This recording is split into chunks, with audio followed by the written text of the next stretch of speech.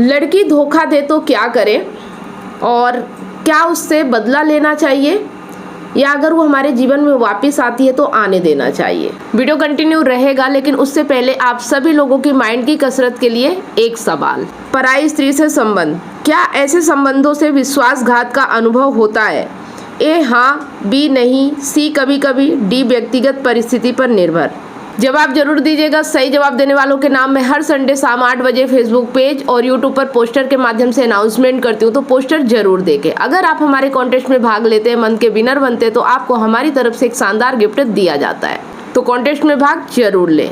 तो देखिए, हम सभी की उम्मीदें होती हैं जब भी हम किसी रिश्ते में आते हैं, चाहे शादी हो या गर्लफ्रेंड बॉयफ्रेंड का रिश्ता हो।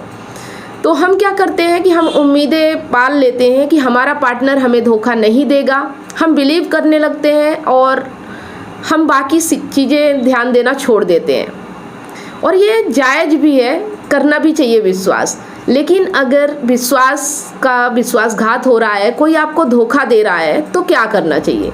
क्या उससे बदला लेना चाहिए या उसे माफ़ कर देना चाहिए या फिर उसको वापस अपने जीवन में आने देना चाहिए?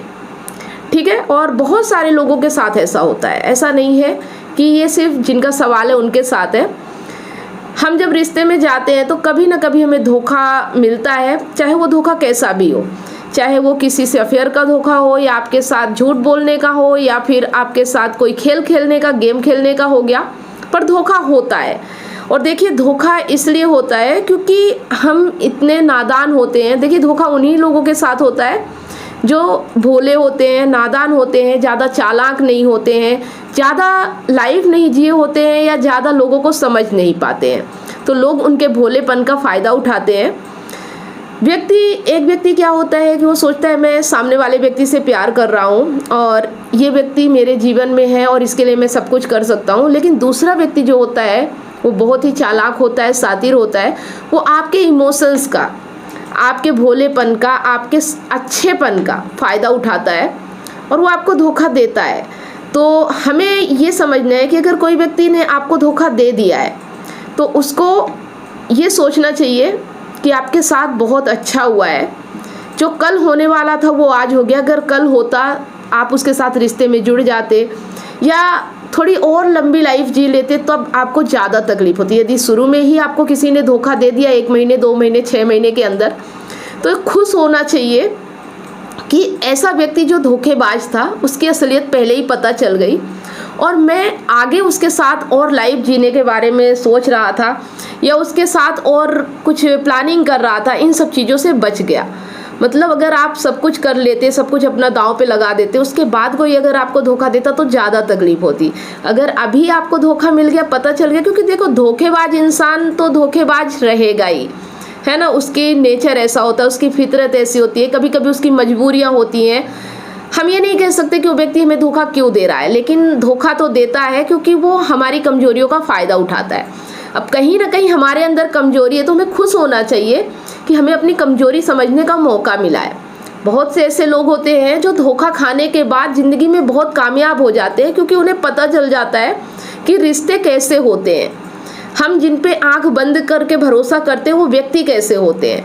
तो हमें अपनी कमियों को समझने का मौका मिलता है, इसलिए खुश होना चाहिए, ना कि उदास रहना चाहिए, ना कि उसके लिए दिन भर बैठे रहो, सोचते रहो और कुछ काम धाम नहीं करना है, दिन भर उसी की याद में रहो। और धोखेबाज इंसान तो आपकी लाइफ से निकल गया बाहर और वो तो मज़े कर रहा है, लेकिन आप उसकी याद में अपना जीवन बर्बाद कर रहे हैं। तो मैं आपसे यही कहूँगी कि शिकायत नहीं करना है, खुश होना है। अगर जब भी कोई भी आपको किसी व्यक्ति के द्वारा धोखा मिलता है तो बिल्कुल खुश हो जाइए। दूसरी चीज़ यहाँ पे आपको उसका धन्यवाद करना है, कि धन्यवाद इसलिए करना है कि वक्त रहते आपको उसकी असलियत पता चल गई। कई लोग ऐसे होते हैं कि धोखा खाने के बाद बहुत मजबूती से अपने आप को संभालते हैं और कुछ ऐसा कर जाते हैं जो शायद वो सही रहने पे, मतलब कोई व्यक्ति अगर उनके साथ सही तरीके से रहे तब नहीं कर पाते। तो धोखा क्यों मिला, कैसे मिला, इस पे हमें सोचना नहीं है, धन्यवाद देना है कि वक्त रहते आपको चीज़ें पता चल गई। ये मैं पहले भी बता चुकी हूँ। और धोखेबाज इंसान की क्या गलती है, क्यों कर रहा है, वो तो उसकी बात है, लेकिन आपने इंसान की परख नहीं की, आपको इंसान की समझ नहीं थी, आप इतने भोले थे, इतने नादान थे कि किसी पे भरोसा कर लिया और आपसे जो सामने वाला व्यक्ति कहता गया वो चीज़ आप करते गए। तो ये कहीं ना कहीं आपके अंदर की कमियां हैं, आपके अंदर की कमजोरियां हैं। सामने वाले को दोष देके या सामने वाले से बदला लेके चीज़ें सही नहीं होने वाली हैं। आज उसने धोखा दिया, कल कोई और आपको धोखा देगा आके। तो ये चीज़ें हमें समझना है कि जब भी हमें बाहर से कुछ भी हो रहा है हमारे साथ, तो हमें अपने अंदर झांकना है। इसीलिए मैं हमेशा आत्मज्ञान की बात करती हूँ। अगर समस्या आपके बाहर है तो आपको ये देखना है कि वो समस्या बाहर कैसे है, मतलब आपके अंदर उसके लिए क्या विचार थे, आपके जीवन में वो समस्या क्यों आई है, क्या ऐसा स्वार्थ था, क्या ऐसा लालच था, क्या ऐसा मोह था, क्या ऐसा जुड़ाव था आपका कि जो व्यक्ति आपको धोखा देने में कामयाब हो गया। मतलब धोखा उसने दिया, लेकिन आपको अगर समझ जाते हो ना तो दोबारा कभी किसी व्यक्ति की हिम्मत नहीं होगी कि वो आपको धोखा दे सके। इसलिए उसका धन्यवाद करना है कि आपको समझदार बना के चला गया। जब तक आपको धोखा नहीं मिलता तब तक आप तो बेहोश रहते हैं, होश में आते ही नहीं है। आप तो बिल्कुल पागल रहते हैं किसी के पीछे कि बस सर्वस्व आप न्यौछावर करने के लिए तैयार रहते हैं। लेकिन जब धोखा मिलता है ना तब हमारी आंखें खुलती हैं, इसलिए उसको धन्यवाद देना चाहिए। तीसरी जो बात है कि अब उससे बदला ले या ना ले, तो देखिए अगर आप उससे बदला भी लोगे ना तो उसका तो कुछ होने वाला नहीं, क्योंकि वो तो धोखेबाज बुरा इंसान है ही। उसका आप क्या बिगाड़ लोगे, क्या कर लोगे, और करोगे भी तो क्या फ़ायदा। लेकिन अगर आप बदला लेने की भावना रखोगे ना तो आपके अंदर से जो भावना उठेगी वो आपका नुकसान करेगी, आपका मन सही नहीं रहेगा, आप अच्छे काम नहीं कर पाओगे। अगर आप धोखा देने वाले व्यक्ति को माफ़ कर देते हो तो समझ जाओ कि आप बहुत बड़े दिल वाले हो, और उसको माफ़ करने से आप अपने जीवन में एक कदम आगे बढ़ जाते हो। आप अपने जीवन के लिए उसे माफ़ करते हो, ना कि उसके लिए माफ़ करते हो। अगर उसको माफ़ कर दोगे ना तो आपके दिमाग से वो टेंशन निकल जाएगा। जो था जैसा था, उसका कर्म था, क्यों किया, क्या किया, मुझे इससे लेना देना नहीं है। जाओ खुश रहो, तुम अपनी दुनिया में मस्त रहो, और मैं तुम्हें धन्यवाद देता हूँ, मैं तुम्हें माफ़ करता हूँ कि तुमने वक्त रहते मेरी आँखें खोल दी। इस चीज़ के लिए उसे धन्यवाद देना और इस चीज़ के लिए उसे माफ़ कर देना है। तो ये चीज़ें आपको धोखेबाज इंसान के साथ करना है। बाकी आपका व्यक्तिगत विचार है, आप उसे माफ़ करना चाहें या आप उसको दोष देना चाहें, ये आपकी प्रॉब्लम है। लेकिन मेरा जो विचार है कि सामने वाले व्यक्ति की गलती को माफ़ कर देना चाहिए, क्योंकि इससे हमें अपने जीवन में आगे बढ़ने का एक मन हमारा अच्छा हो जाता है। नहीं तो हम दिन भर उसी के बारे में सोचते रहेंगे। उसका बुरा तो बाद में होगा, लेकिन हमारा बुरा तभी हो जाता है जब हम किसी के लिए बुरा सोचते हैं। तो जाहिर सी बात है कि अगर आप उसे बदला लेने के बारे में सोचेंगे तो कुछ ना कुछ प्लानिंग बनाएंगे, कुछ ना कुछ ऐसी चीज़ें करेंगे जो आपके लिए हानिकारक होगी, आप अपनी ज़िंदगी में आगे नहीं बढ़ पाएंगे। तो कई मूवी आपने देखी होगी कि जब कोई लड़की उन्हें धोखा दे देती है, हीरो होते हैं, हीरोइन होती है, वो किसी से प्यार करते हैं, उसके बाद वो एक ठान लेते हैं जीवन में कि मैं कुछ ऐसा करके दिखाऊंगा ताकि सामने वाले को पता चले कि किस व्यक्ति को उसने धोखा दिया है। और ये चीज़ आप समझ पा रहे होंगे कि फिर वो व्यक्ति बाद में पछताता है, और यही उसके लिए बदला होता है। मतलब बदला हमें उससे कुछ उसका बुरा करके नहीं लेना है, अपने आप को बेहतर बना के बदला लेना है। उसे भी समझ में आना चाहिए कि वो कितने अच्छे इंसान को धोखा दिया और उसकी लाइफ कितनी अच्छी हो सकती थी इस सामने वाले व्यक्ति के साथ, लेकिन उसने धोखा देके अपने ही पैर पे कुल्हाड़ी मार ली। ये चीज़ जब उसे एहसास होता है ना, फील होता है, तो आपका बदला पूरा होता है। तो इस तरह से आप उससे बदला ले सकते हैं, लेकिन हमें बदला लेने के लिए सबसे पहले उसे माफ़ करना होगा।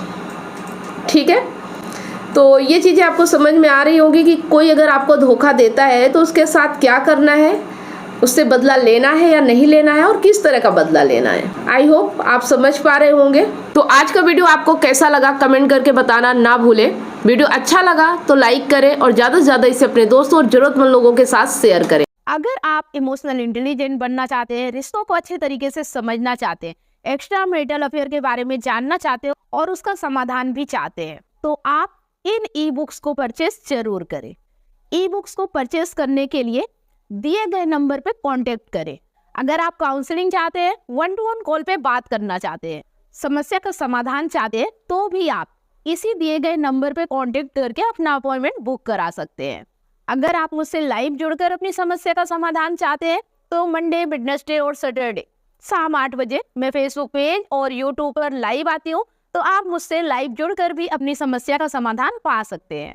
यहाँ स्क्रीन पर फेसबुक आईडी और यूट्यूब चैनल शो हो रहा है, आप उसे फॉलो और सब्सक्राइब जरूर कर ले। लास्ट में अगर वीडियो पसंद आया तो उसे दिल से लाइक करें, कमेंट और शेयर ज्यादा से ज्यादा करें, क्योंकि आपका एक शेयर किसी की लाइफ में बहुत बड़ा परिवर्तन ला सकता है। साथ में बेल आइकन प्रेस करना बिल्कुल भी ना भूले, ताकि जो भी वीडियो मैं पोस्ट करूं उसका नोटिफिकेशन आपको सबसे पहले मिले और आपसे कोई भी वीडियो मिस ना हो। इसके साथ ही अगर मेरे वीडियो आपको बहुत ही अच्छे लगते हैं तो फेसबुक पर स्टार देके और यूट्यूब पर सुपर थैंक्स देकर हमें सपोर्ट जरूर करें। धन्यवाद।